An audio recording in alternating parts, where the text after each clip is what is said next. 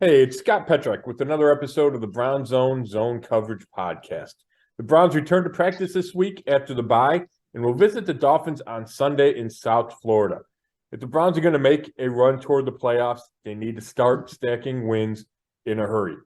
Here to talk about the game Sunday in the second half is Dave Chudowsky of the WKYC Morning News. What's going on, Chud? Scott, I'm ready, man. Rested up after a bye week. My fantasy teams didn't do so well, but that's all right. But it's been a busy week with election coverage on the morning show and full moon and I mean all kinds of crazy stuff this week. So I'm ready for Browns and Dolphins here this Sunday. But hey, you know better than this. You've been tweeting a lot about Josh Allen. You know not to look ahead. You got to take the game that's in front of you. Yeah, I've just been retweeting, but it is a big deal. I mean, the Browns play him next week, and if Josh Allen's not available, and we don't know yet about this week, but he hasn't practiced the last couple of days, obviously that would change the view of that game. So it's just something to keep an eye on, Chuck. Yeah, no doubt. I mean, that would be a good thing for the Browns in the aspect of then you could, gives them a much, much better shot to win that game. But as far as the NFL goes, you'd hate to see that guy go down because it just brings so much more for the NFL to have your, one of your best players, have him get hurt. That would be a disappointment. Oh, there's no doubt. I mean, he's an MVP candidate, right? He's playing great. Just watching him, I mean, obviously he's a thrower, but him running the ball just makes tons of big plays. So, yeah, but from a Browns perspective, they got to figure out a way to go 2-1 over the next 3 games, right? And then Deshaun Watson comes back, and then we'll see what happens. But I feel like they need to get 2 of these next 3 games, and it starts Sunday in Miami. I think that's, a crucial win. But if you knew, Josh Allen wasn't going to play, you'd be like, okay, well, Miami isn't as maybe crucial just because, if Josh Allen plays, the Browns will be a big underdog. So something to keep an eye on. But regardless, the Browns have to start winning a bunch of games. And the hope is that performance before the bye, that 32-13 win over the Bengals on Monday night, Halloween, that is a springboard for the second half and that the Browns can get on a little bit of a run here. Yeah, and that brings me up to my first topic I wanted to ask you. When we spoke last week, I talked about how, it's so good to go in on a bye on a win. You don't want to have the loss linger for 2 weeks after, a loss during a bye. Then I was watching Jimmy Donovan the other night, of course, on Channel 3. And for those that don't know, that might be tuning in for the first time, obviously I worked with him for 11 years in the sports department and before I came over to the morning show doing news. And, he made an interesting point, and he was like, you almost wonder if you wanted to play again this past weekend to keep the momentum going. And it kind of got me thinking. I'm like, I'm going to ask Scott that right away. What do you think about that? Do you like the rest, or would have you liked to have kept the momentum going? I get the point, and I think it's a good point, but I would go for the rest. They're just about the halfway point, right, of a 18-week season, 17 games. They already played 8, so they're at the midpoint. I like the bye. I think the Browns, they should play hard every week. And I'm not saying they don't play hard every week, but I really feel like they put everything into that Monday night game knowing the bye was coming up, and then they had a chance to recharge. You get guys healthier. So I think it's okay. I mean, I get that point. I get the momentum point. And Jacoby Brissett kind of admitted that. Like, yeah, I played well against the Bengals. I would have been okay keeping it going. But Amari Cooper today, we're taping this Thursday night, Amari Cooper said Thursday that the last game was a win, therefore you have momentum. That's how he's looking at it. So I think when you throw all of it together, the extra preparation time, the chance to do a deeper self-scout that the Browns keep talking about, Kevin Stefanski's 2-0 coming off the bye. I think you throw all that together, and I think the bye serves the Browns better than if they had played again. You believe, you just mentioned taping this on Thursday. Can you believe we're 2 weeks away from Thanksgiving? I mean, it's almost here. I know, it's crazy.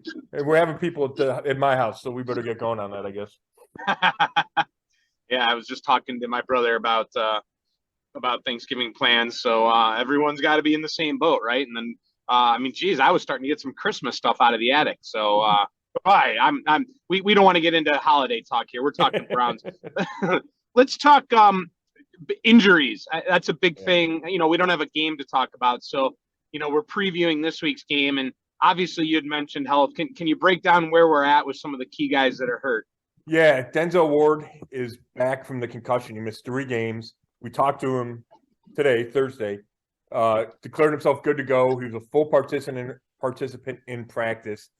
And Denzel said, first of all, about, so he's going to play, and that's a huge benefit, especially with this matchup, right? The Dolphins have the second-ranked passing offense. Tua is leading the league in passer rating and yards per attempt. Tyreek Hill's numbers are unbelievable, right? He's on pace to set like the NFL receiving record. He's got 1,100 yards already. Jalen Waddle's 5th in the league. Hill's 1 and Waddle's 5th. So it's a good week to get your number 1 Pro Bowl cornerback back, right? So that's big for the Browns. But then if you look at it from a concussion perspective, 3 games and the bye week is a long time to miss. But Denzel said he had headaches every day. And if you have symptoms, you're not going to advance in the protocol. So it took him a long time to get over those headaches. And then he said he's been normal for a little while, good to go. He's not overly concerned about the long-term impacts of the concussions.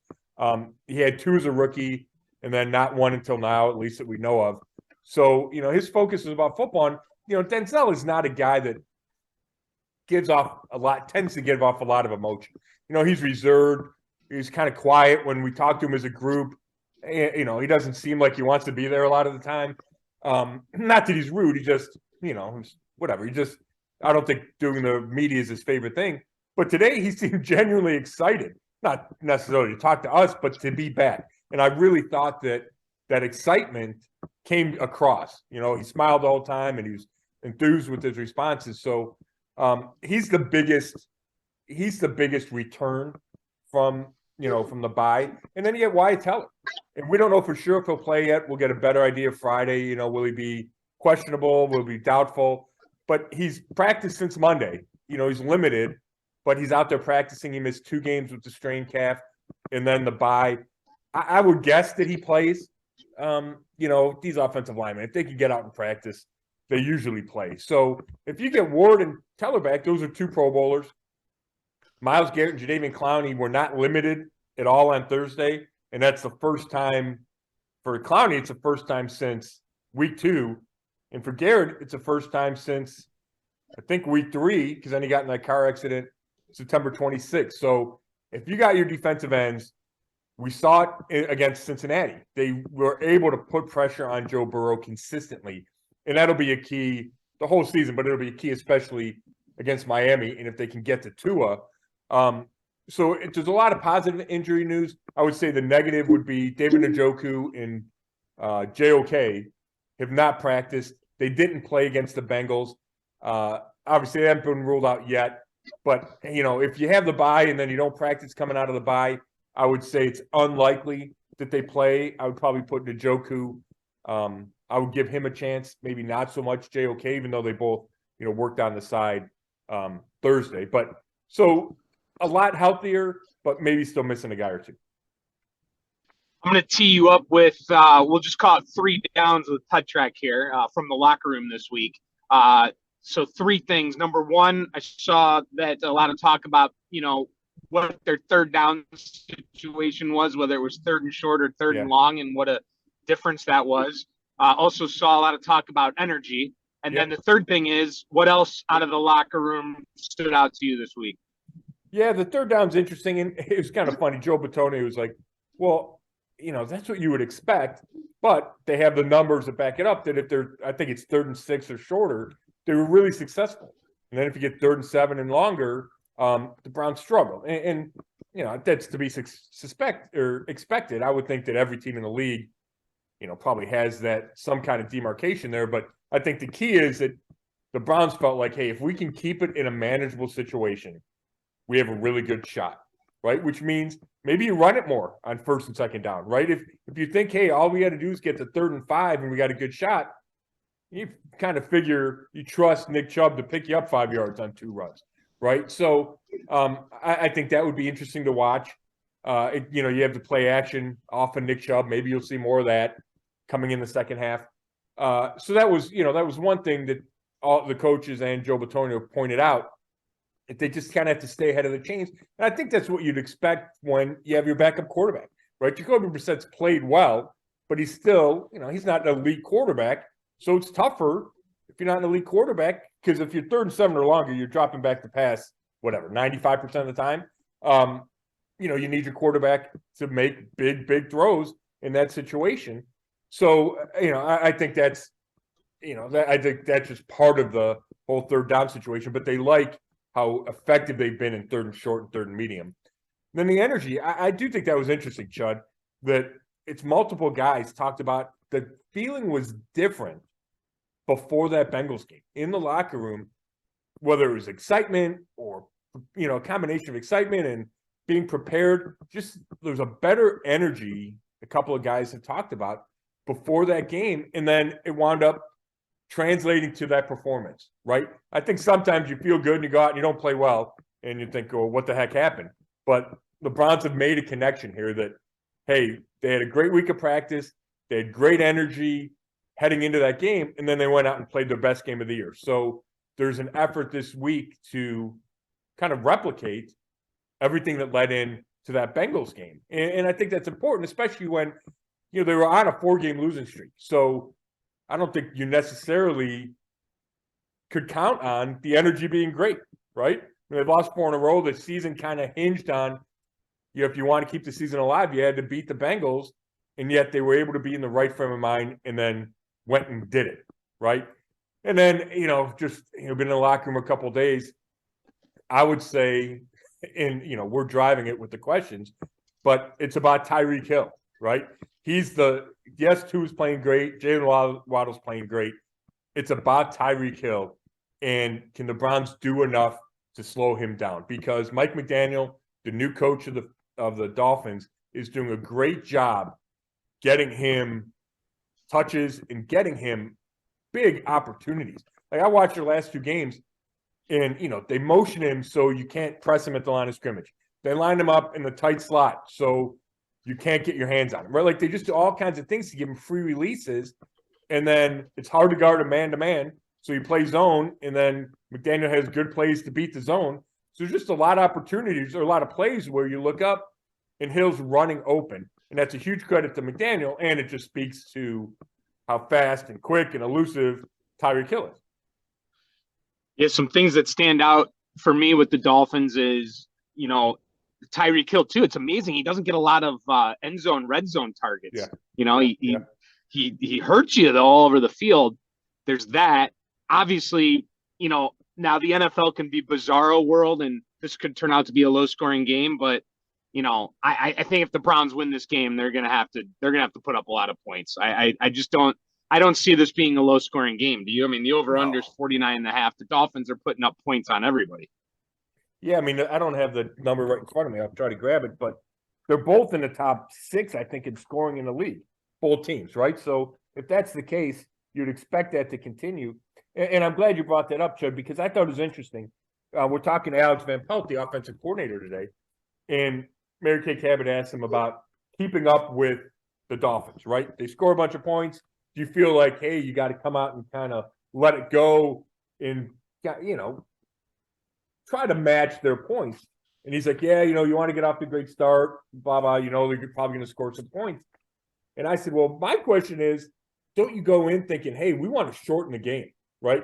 Possess the ball, eat some clock, keep the ball away from Tua and Tyreek Hill. And Van Pelt says, yeah, I mean, ideally you'd go on 11, 12 play drives and you'd eat a bunch of clock. But we're more focused on production. And if it takes us 2 plays for a touchdown, that's fine. And the tone was, we're not playing the Dolphins scared, right? We feel like we can score a bunch of points, and that's fine if they do too, because we're going to outscore them. So I think that speaks to your point about this being a high-scoring game. And I think there's probably a happy medium between the two of those is, hey, you don't want to go 3-play drive all day long. It's better to keep the ball. And the Browns are built to keep the ball, right? They're built to run it with Nick Chubb and Kareem Hunt. But I liked Van Pelt's attitude when he talked about that. And just the stats are, the Browns are 25 points a game, that's 7th. The Dolphins are 23.7, that's 10th. But Tua missed a little bit of time. Their numbers are better when Tua plays, and they're 6-0 when he starts and finishes the game. I can't remember if you brought this up yet or not, but you just brought up Chubb and obviously the running game with the Browns. But the Dolphins are they're pretty good at stopping the run. Yeah, it's interesting. I don't know. Part of that is they get leads, and then the other team has to play catch up. Although that hasn't always been the case. They've given up points the last couple of weeks to the Lions and then the Bears, but they just scored so many. They're middle of the pack run defense. The Dolphins are. They're 15th. But I think, just watching their last two games, I went back and looked at them. I think the Browns can run on them. I think Dolphins are susceptible defensively, and they're not bad. Like, they have players. Xavier Howard is a really good corner. They got a young safety that's really good. They traded for Bradley Chubb, which gives them one more pass rusher. They got Phillips, and they have Melvin Ingram, and then you add Bradley Chubb to that. So they have some pieces, but I still think the Browns will be able to score points, and I think they'll be able to run the ball on them. Yeah, what's crazy is that you never think about this, but in the fantasy world, a lot of people think Jacoby Brissett is a sleeper this week. That's interesting. It's interesting you say that. I believe it, right? I mean, it makes sense. He put up really good numbers against the Bengals. It could turn into a shootout, right? So I get that. All right. Anything else before we get to prediction time? Anything else that any nuggets or anything you got? Yeah, I'm trying to think. I don't think so. I think that's it. Just a weird. The week is just weird when you come back from the bye, right? You get the extra day Monday. Kind of feels like a longer week. I will say Mike McDaniel, and I mentioned it earlier, he's doing a heck of a job there, and he was here for a year. He was in 2014. He was a receivers coach under Mike Patton when Kyle Shanahan was the offensive coordinator. And he's always been a Shanahan guy. McDaniel has always been with him. He followed him. I think it was 5 teams that he worked under Shanahan, including with the 49ers. But I'll say this, and, you don't get to know the receiver coach crazy well. We talked to him however many times we talked to him. But, he's kind of like a geeky looking dude, not the biggest guy. I remember the thing that stood out is that when Josh Gordon got in trouble, I remember they rented a plane and they flew it. I think they flew it to Vegas, and it was Gordon and a bunch of receivers. McDaniel was on the plane with them. But he's incredibly smart. I think he went to Yale and has really grown and really kind of climbed that ladder as an assistant coach and is off to an unbelievable start with the Dolphins. And people who played for him just rave about him. Is this a must-win? I mean, I know you said they got to start stringing wins together, but we also talked about how you have to win 2 of these next 3, or do you have to win all 3 of them? I mean, just bottom line, is this a must-win? No, I don't think so. I think the Dolphins or the Bengals game came up just about as close as you could get. But now I think it feels like 2 out of 3, and the Browns are set up to make a late run. 1 out of 3, and I wouldn't rule anything out. If they lose the next 3 games, it would be 7 out of 8. And then the season will be all about Deshaun Watson, and it won't be about the playoffs because I think they'll be out of it. All right, ready to get to predictions? I am. Is it me or you? Well, I think you've gone first the last 2 weeks. What are we now? I think we're both 4-4, right? Yeah, I tell you, Chud, before you make your pick, I thought about switching to a win over the Bengals. I really did, but 4 in a row, I just couldn't pull the trigger. And obviously, I didn't think there was going to be a blowout, but I did think about switching that pick to a close victory. Yeah, it's been a tough. I mean, I actually almost feel, in the prediction business, almost grateful to be 500 because I started out pretty slow, and that Jets game was a killer for everyone, right? Which, by the way, that Jets loss, it looks terrible, obviously, because of the way they blew it. But the Jets are a much better team than we thought at that time. Yeah, the record, yeah, for sure. But they should have won that game, right? And I don't like to get too far ahead, but you start looking. At some point, you're gonna have to look at, okay, who are they competing with the wild card? What are tiebreakers? And losses to the Jets, Patriots, and Chargers are 3 teams that they'll probably be competing with. You just hope you don't get to week 17 and 18, and you're kicking yourself for a game you gave away in week 2 and week 5. Yeah. So I'll go first. I'm going to be honest with you. This is a tough one for me. There's a part of me that wants to go both ways, and I usually have a pretty good feel of where I want to go. I'm struggling with this one. I Yeah. don't know about you. I think, I did say I would not pick them to win until I saw them win again. So I have seen them win again. I'm a little, the line's only 3.5. And, typically, Yep. that's about right for a home team to be favored by 3.5. But that kind of tells me Vegas feels the Browns are not that far off from the Dolphins, even though the records aren't necessarily close. Um, I'm perplexed on this one. Part of me wants to pull the trigger and go Browns. I just think that oh man, I just don't know. I think I'm going to go Dolphins with the right to reserve to make that change before Sunday. Mm-hmm. I'm concerned about them keeping up with them, stopping that offense, and just going on the road. Will they be able to duplicate that energy that they had on Monday night against the Bengals? Right. So I guess this is maybe a lame way of saying I kind of want to see him do it again. I definitely am not ruling out the possibility of a Browns win, but I'm going to go 31-29 Dolphins. Ooh. So I think the Browns cover. Yeah, no, that'd be a fun game to watch. Yeah, I get all your points. I do. I'm going to go Browns, and part of that is how well they played against the Bengals. Part of it is they're still a desperate team because, like we talked about, they need wins, right? They're 3-5. That they need to start winning games. And part of it is, the Bengals have won Dolphins have won 3 in a row. It's tough to win 4 in a row in this league. They're, like I said, they're undefeated in games 2 with starts and finishes. Just feels like maybe they're due for a letdown, and this is a game the Browns can go in and get. So, kind of think of all of that, and kind of throw that all into a pile, and I'm going to go Browns 27-24. So I think we see a lot of points, not quite as many as you said. That's still the over, right? But I think it's going to be that type of game.